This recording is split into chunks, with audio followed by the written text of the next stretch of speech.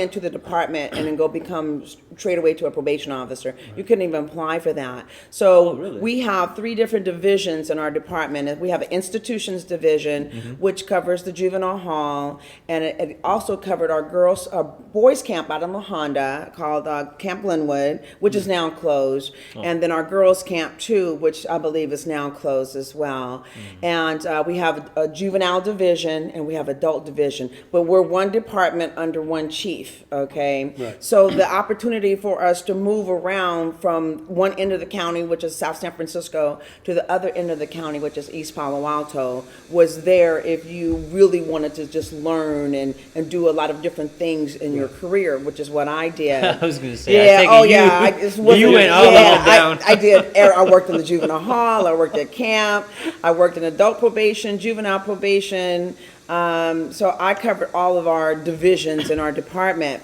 Regarding kids coming in and the reasons, it varied. Some kids were just in the wrong place at the wrong time, hanging out with the wrong group of friends. They were generally good kids, but got caught up. Yeah, they got caught up, you know. And They couldn't run faster than the other. Yeah, that. Well, they weren't exposed to it, so they didn't know they so had they to didn't run. know. Yeah, Right, what? exactly. Huh? It just wasn't. Where's everybody at? Yeah, exactly. I mean, so they just didn't know. There's another group, of course.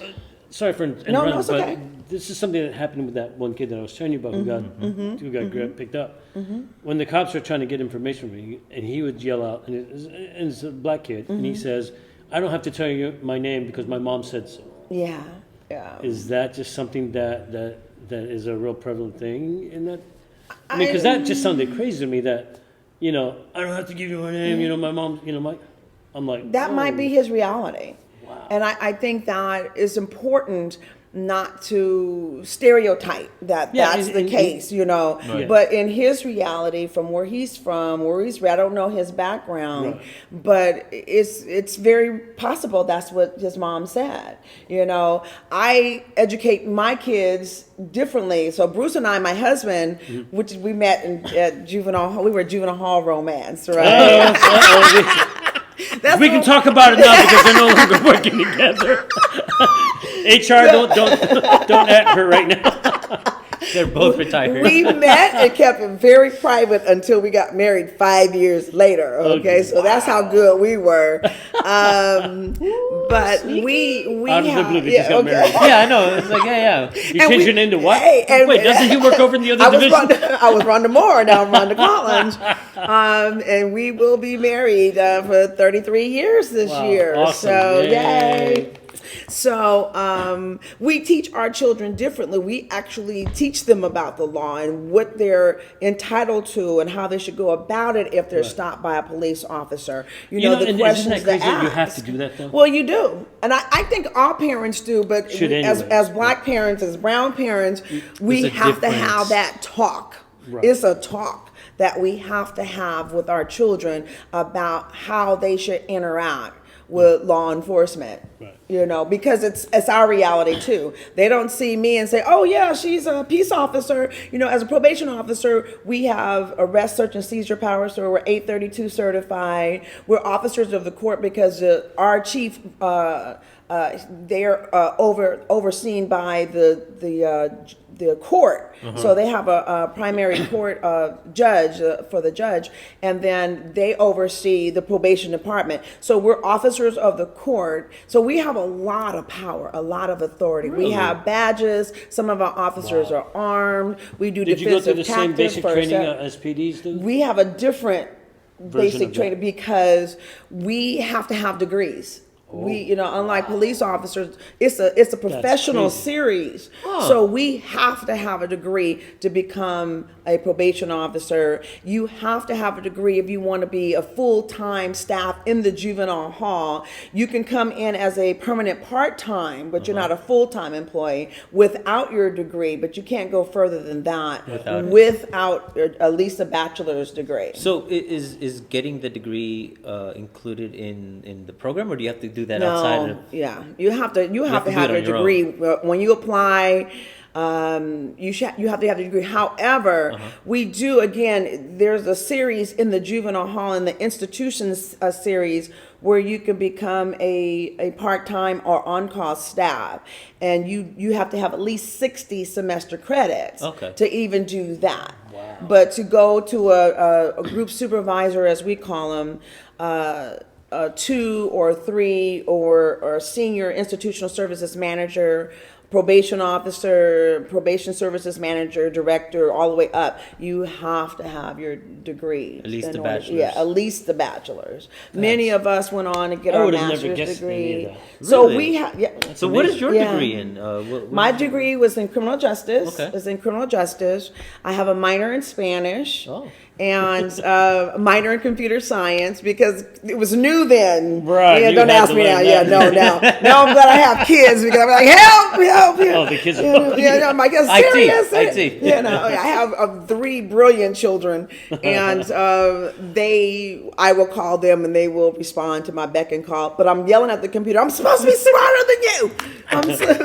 Yeah, I'm pushing your buttons, But Dan. I'm not. So, and then I went on to do grad work in for public administration. Oh, wow. Yeah, but So let me ask you this, I because it loved sounds it. like you still want to keep moving upwards. No. Are you going to try to go to office or anything like that? I mean, it seems like you would do really well there. I mean, Jesus. She's gonna become a deputy. You're done. You're done. You know, I'll tell you this. It was a journey. I love my journey. I would never speak negatively about probation and some of the politics, which often mirrored what's going on a larger scale. Yeah, but yeah, that's it's still government. It's just Right, you know, right. it's the county government. So Bureaucracy. if my journey wasn't always the easiest, however, my position was that you're not responsible and you can never take my joy. That's mine. And I knew how hard I worked to get to where I was. And I always pursued, higher level in terms of the department because I felt that I had a lot to contribute, but it wasn't always reciprocated by those that were in charge for a Yeah. variety Been of there, done reasons. that. Yeah. And so, but I had a wonderful career in that I was the first in many categories. Even becoming a probation officer. Before, black probation officers were brought in as new careers trainees. So when you were That's doing the weird. same job, Yeah, but- you had a lesser Yeah. pay and a lower status, you Wow. couldn't be a probation officer.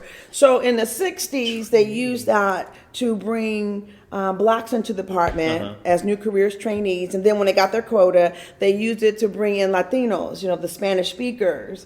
And so I fill 2 categories. I'm black and Spanish speaking. And so by my hire as a probation officer, I became the first black and the first Spanish speaker to actually come in as get a a full- probation officer, and not a new careers trainee. These weird titles that they do just to Yeah. kind of So- keep you.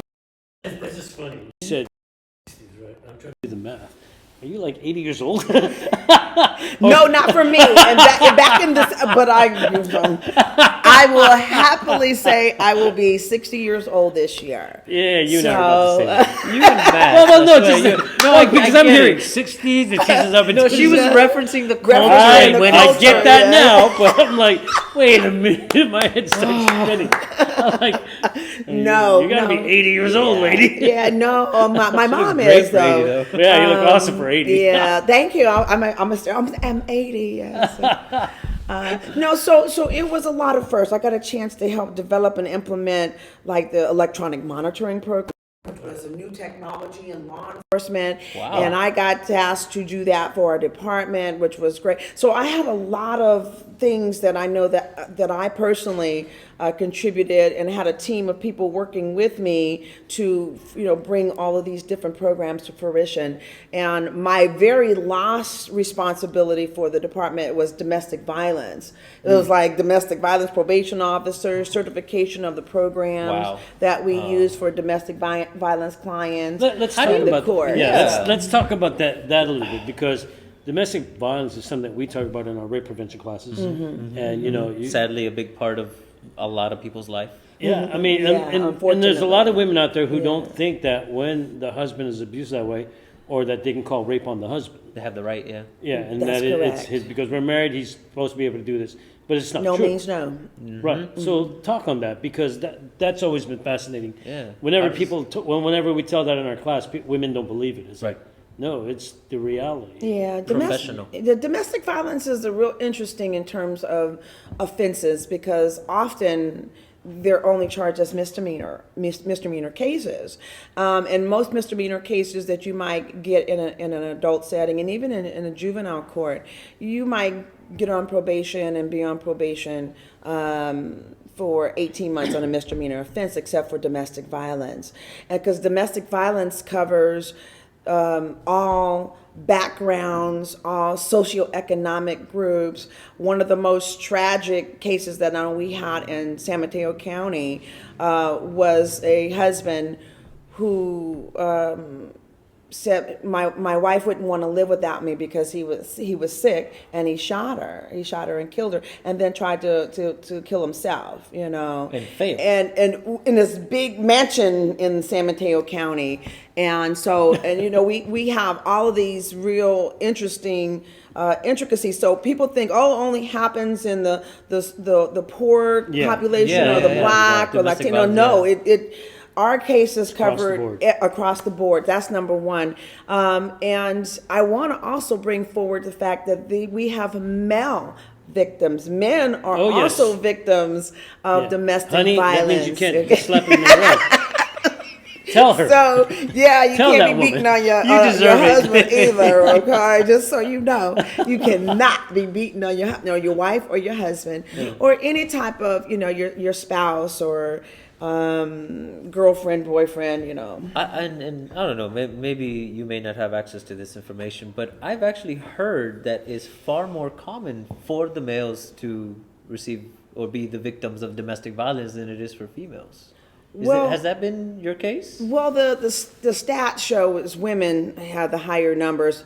However, men don't often want to report it. Well, that's what I'm saying. That's the difference. So we have no documentation that There's says no real numbers the for that numbers on that that side. men are, but there is a higher degree than the ones that reported, Right. because others are too embarrassed, and even women are too embarrassed to report. Oh yeah, and that's one of the that biggest they're- things that we talk about in the rape class is that yeah, women, yeah. they just want to just curl up and die Yeah. and not say anything and live with this. And we're like, dude, you gotta go out and Yeah. report it. You gotta Yes. do everything you can to make vocal that this happened Yes. and we need to do something about it. And another part of that, which when I talk to women about domestic violence or we're having conversations about it, is not just physical. Right. It's the isolation, that's domestic violence. It's the psychological, that's a domestic violence. It's financial, where I'm in control of the money and you got to ask me for your allowance, but we both work. Yeah, that's domestic violence. So there's so many different pieces that people tend to only focus on the actual physical, the hit, the hitting, but economical, psychological, verbal abuse is domestic violence. Right. Financial abuse is domestic violence. So all of these pieces are part of that, and typically police won't get involved. Really, unless there's when the actual physical hitting and stuff, but there's precursors to this that women will try to ignore early in their marriages, early in their relationships, and those are the pieces that we always try to make sure the verbal, the financial, the isolation, the psychological, all of those things are just precursors to what's going to usually come next. Right. Yeah, which is Why the phone calls get made. Yeah, then it may. Yeah. Violence isn't random. I mean, there could be random victims, but violence itself, it's a buildup. It's never just like, oh, I woke up one day and I felt like hitting you. In relationships, but we know violence can be random just on a random basis. I'm walking down the street, you don't like the way I look and hit me. Right, We've seen that. We were just talking about that earlier, right? It was specific because it was targeted at Asians, but people are violent. If you're violent, that's your background. Right. Then you're going to be violent. Do you think that, because you've dealt with a lot of youths, right? Mm-hmm. And Lots. do you think that is something that monkey see, monkey do? My dad hits my mom, or I see this guy beat up that guy all the time. At school, the kid, the big bully's always picking on, and I don't want to be that, so I'm going to be a bully. That it just perpetuates it and just keeps it going. Do you think? Absolutely. Absolutely. Yeah. What's the cure? Education, information. Yeah, well, it sounds like a silly question. Yeah. But it's one of those things that nobody has ever been able to put a finger on to say, this is what will stop this. Well, they know what helps, Right. in terms of bringing information and education. Accountability is so crucial. Most people that involve themselves in these types of offenses or attitudes, or they often lack the accountability part. Right. So, and the accountability when it's hard to say, Naeem, don't do that, Right. but I'm doing the same thing. Right. So, you like I said, think monkey it's see, normal. monkey Yeah, do. you think it's normal. Don't smoke. Yeah, I saw my dad do this to my mom, so I Right. can do it to my girlfriend. Exactly. And, women reluctantly or sometimes, said, okay. Some women, they mix it up. I've seen couples where... well, he hits and she hits, or then she hits and he hits, and it's on. Right. And it's horrible because if they have children, they are witnessing this they're gonna- unhealthy relationship. And then it shows up down the road. Yeah. And I think really it comes down to individuals. I think you get to a point in your life when you evaluate the things that you've been exposed to, and you make a decision to break the cycle. And how did you in your career add to that? How did you? What sort of things did you try to do to get these kids and even the adults to break out of those habits, out of those cycles? Oh, education, information. I used to actually love, especially when they were brand new and, they have their opinions or whatever about the system depending on where they were coming in, who they thought they were going to see. And the first thing I would always do is meet with the parent first. If it was a juvenile matter, meet with the parent first and just let them know I'm here to support you. I'm not here to take your place. Right. But clearly, if I hear things or see things, I'm going to call you on it. And some parents were like, "Oh, okay," I'm in trouble. and some tried and they were called on it. Before they bring the kids, don't tell her this, don't tell her that. Exactly. But once relationships makes the difference. Right. So building relationships. Now we got brought together because they committed a crime. They got into the system. We don't see these, depending on what assignment that you work in, we're not the first stop for them. The police are the first stop. Then the courts are. So probation, I always say we're the final frontier and we're the longest too, because we're dealing with these and supervising our clients for years, 5 years in some cases, 10 years depending on the case. So you really develop a relationship with the individual and their families. Oh, wow. So for me, when I would sit down with them, when we bring the kid in and we sit down, I would always have the penal code. and I go straight to that offense because they always feel that the court was unfair. Right. What they did this to me, and that they didn't want to hear. And then I would just go and I would literally read to them what the penal code said, what the consequences were supposed to be or could have been. The highest and the lowest. Yeah. So you should be, you were complaining about 6 months when you should be in prison for 6 years for breaking into somebody's house. That's what first degree burglary is. So they helped you out, fool. Yeah. Shut up. So yeah. So we can, and my expectations, and I'm not here to be disrespected or abused. That's not my goal. I said I would prefer to treat you as a person, as an individual. But if you push me to the other side, I'll treat you like a number, and that's not a good place to be with me. Right. That was not a good place to be. Don't shoot the messenger. No. And it was often that conversation. Yeah. And so for me, it was about educating them, getting to know them, setting boundaries, which they often did not have. Right. The kids, the kids would tell me. I would always know where all the parties were because the kids would tell me because they didn't want to go, but they were getting pressured to go, and so they were. I'm just calling, so it's a party, and my friends are saying go. And so I would call my friends at the sheriff department and say, hey, it's a party at such and such. Let's roll through tonight. And so we would go and Crashing and party, show buddy. up, right? We show up. You crashing the So party. you do that enough, then they're not